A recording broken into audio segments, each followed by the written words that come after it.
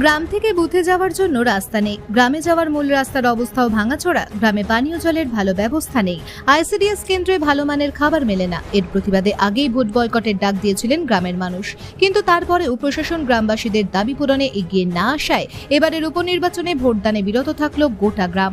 ঘটনা বাঁকুড়ার তালডাংরা বিধানসভার বোরদা গ্রামের। বাঁকুড়ার তালডাংরা ব্লকের বোরদা গ্রামের সব মিলিয়ে ভোটার প্রায় ৩০০। গ্রামে বুথ না থাকায় তাদের ভোট দিতে যেতে হয় পার্শ্ববর্তী কুলডিহা গ্রামের ৬৫ নম্বর বুথে।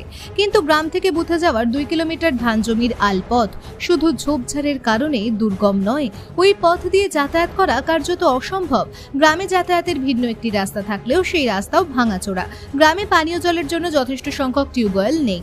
গ্রামে আইসিডিএস কেন্দ্র থাকলেও সেখানে যে খাবার মেলে তা অত্যন্ত নিম্নমানের। এই অব্যবস্থা মেটানোর জন্য আগেই ভোট না দেওয়ার কথা ঘোষণা করেছিলেন বোরদা গ্রামের বাসিন্দারা, কিন্তু তারপরেও সমস্যা সমাধান দুরস্ত।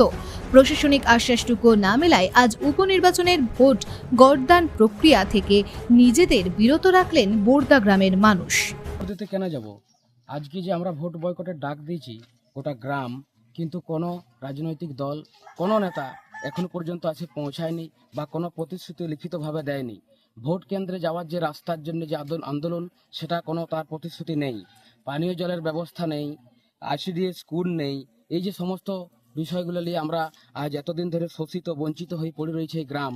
কোনো রাজনৈতিক নেতা এখানে তাকায় নেই, শাসক দলের কোনো রাজনৈতিক নেতা আসেনি, বিরোধী দলের নেতা কেউ আসেনি।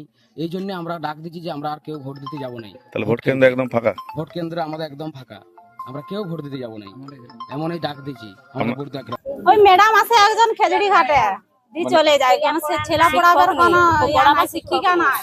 এই দাবিগুলো তো আপনাদের ছিল, এগুলো পূরণ না হওয়া পর্যন্ত কি না, আমরা ওই দাবি পূরণ না হওয়া পর্যন্ত আমরা ভোট দিতে যাবনি। আমাদের রাস্তাঘাটের ব্যবস্থা সেরকম নাই, ঝড়ে সাপের কামড় খেয়ে কে ভোট দিতে যাবে?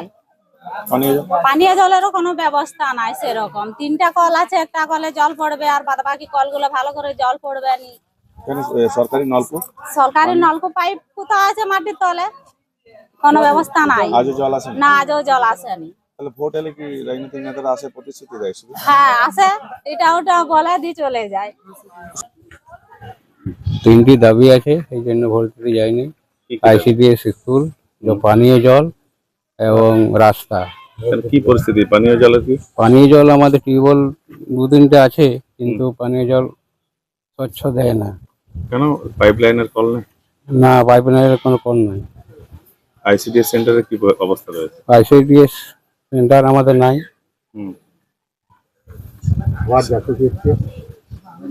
সেই কারণে কি আজকে ভোট দিতে? হ্যাঁ, সেই জন্য আমরা আজকে বয়কট করি।